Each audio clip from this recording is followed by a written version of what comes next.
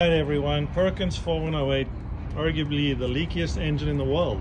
Well, that's what most of you would say, but you know, I would have to disagree. I'd say an old Chevy is about as bad as this thing. Now, we've been battling a leak on this thing now for a long time, and before I clean this up, I thought I'd make a video. This is the gasket that comes for the oil pan, and this thing is such a sandwich over here. It's like a 3D joint.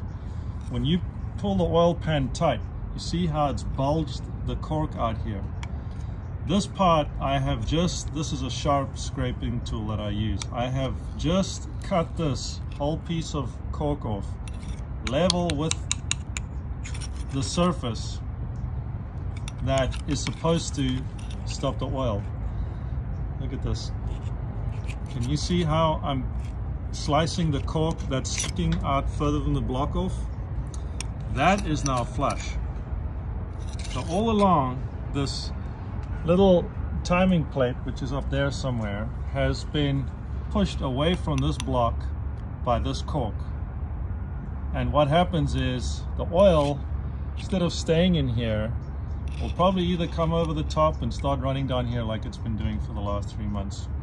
So what's my advice is weather strip this cork onto the oil pan first, then put a little bit of silicone, especially in these corners all around, tighten the oil pan up. This cork gasket's going to push out in my direction.